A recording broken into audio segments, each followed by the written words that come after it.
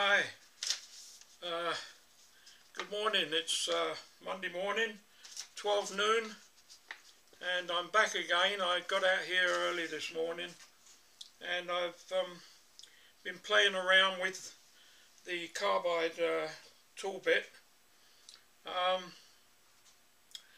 I haven't had a lot of experience with carbide. I've basically always used high speed. So anyway, as per my previous video, when I was machining this large diameter tough steel, I was using the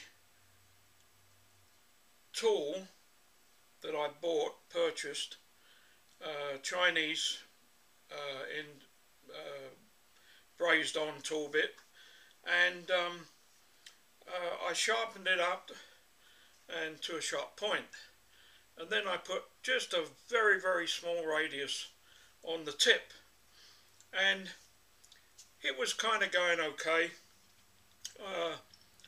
but it was long and drawn out.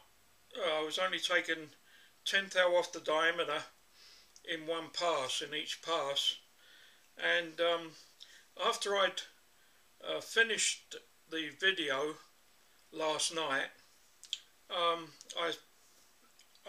carried on experimenting a little bit, and I managed to take a 30 thou off the diameter pass, but it was tough, and it slowed the machine down. Wow, that little motor's hot. And this morning I've been doing some more, as you can see probably from the other video that I've taken some material off, and in the process of trying to increase the cut,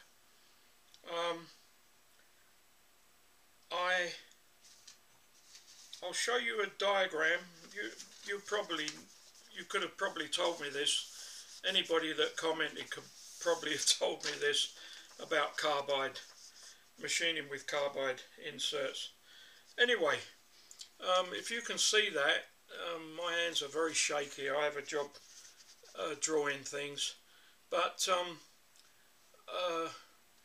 what I did was, on this side here, this is the original style of the carbide tool bit.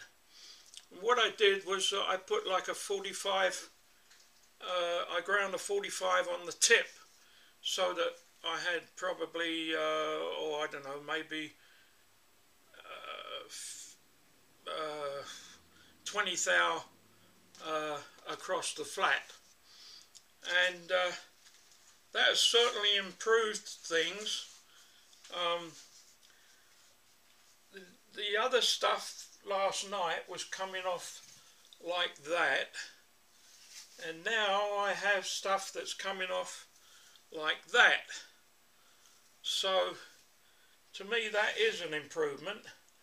And with this tool bit, with the original tool bit with the sharp corner, I found that I had to, after several passes, that I had to regrind the two faces. But since I've been doing this and changed the shape of or the contour of the tip, I've now taken 5 passes along here without having to regrind the tool. Now, I did take a 30 thou cut off the diameter. 30 thou, that's like 15 thou in, I guess. But I just found that was a little bit too much for this little lathe, and that DC motor is pretty hot. When I first start the cut, I'm running at 750 RPM, and by the time I've got a good cut going on, it's dropped down right down to about 400, 430, 440, something like that. So the motor is working pretty hard. So I thought I'd just put the camera on this morning and just give you a little demo. This will be the 6th pass, and seems to be standing up well. I mean, bearing in mind that this is not I'm sure this is not a quality carbide insert. It's not manufactured by a reputable company. I'm sure it's some little outfit in China somewhere. So I'll start the machine up and the lathe up, and we'll see how it goes. Now it may be that on this cut I may have to take it out afterwards and just grind that 45 on the tip just to sharpen it up. And so I'm taking 20 thou cut, or not a 20 thou cut, I'm taking a 10 thou cut, removing 2, 4, 6, yeah, I'm removing 20 thou total on the diameter. Okay, so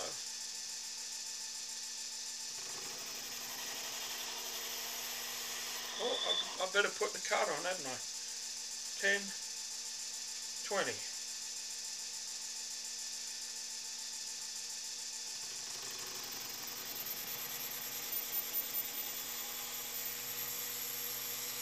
So it's dropped down to 530, 500,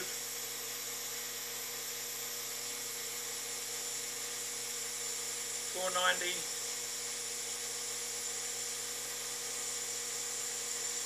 yeah, 490. Oh, I was wrong, not 400, probably about 480, 450.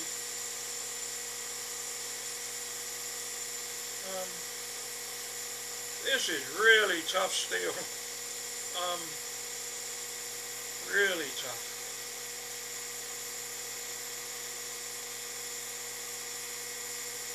$420. Oh, maybe I was right. $420.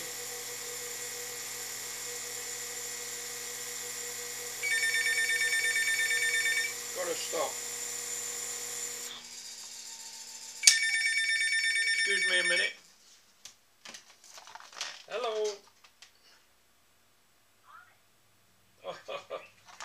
Yeah, one of those stupid calls. Oh, I'd like to shoot them. Okay, let's just take this as a bloody nuisance. Okay.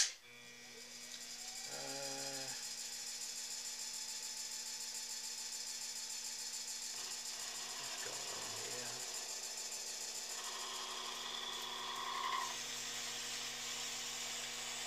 Okay. Yeah, so it's working this little DC motor pretty hard. That's at 429, 430, 429, 430. So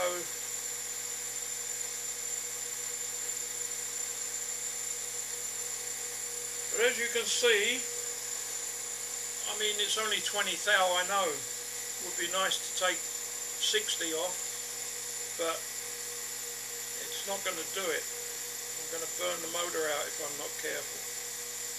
So, see, that was the motor still running and the belt stopped.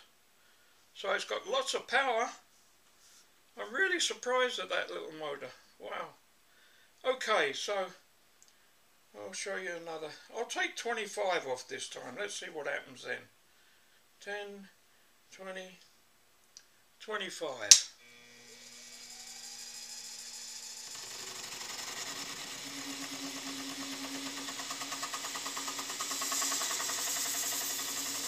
No, it's not going to do it.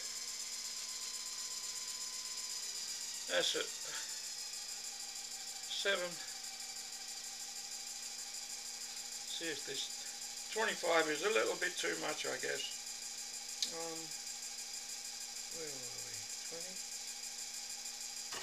Yeah. I guess if you're not careful, this material could harden up. So I'll just take the, I'll get up to there, just touch there, 10. Okay, I'll just take this out and you can see what I do. So there's the,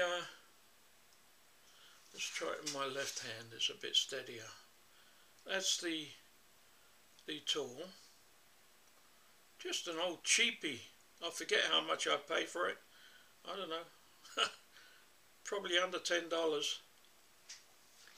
So I'll just start this up. And the nice thing about this is I got this table and I can just put it on there and it's at the right angle, the same angle, so I don't have to worry about it on the holding it at the right angle.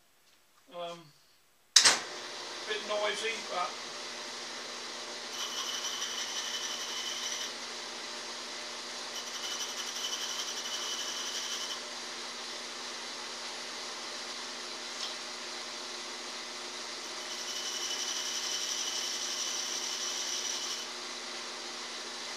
there you go.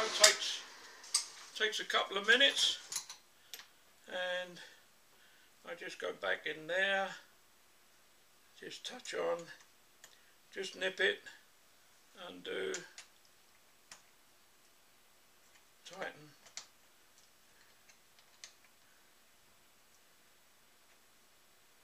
So just another little indication that this design of tool bit is standing up really quite well. It's not one of these great big square things that are sitting flat on the, it's just sitting on a disc with 48 serrated grooves in it, and it's just clamped on this shaft. And so there's, you know, there's quite a bit of overhang, I guess you could say, but it seems to be standing up well. It's of course I can't really say for sure because I don't have one of the quick release type. Now this cut will be really nice. 1, 2, that's 10, that's 20 thou off the diameter.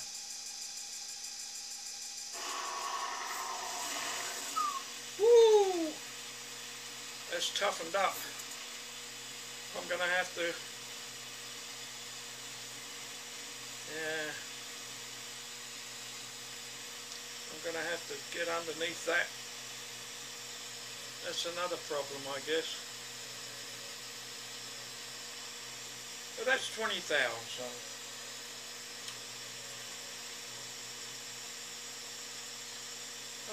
I'll finish this cut and then I'll switch off and I'll come back when I get down to the diameter that I'm going to finish at, and you can see how it's going.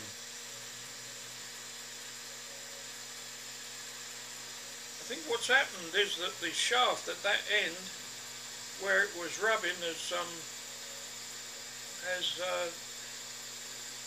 what do they call it? There's a word for it. Work hardened, I think that's what they call it. It's work hardened. It's, I could be wrong, but okay, 20.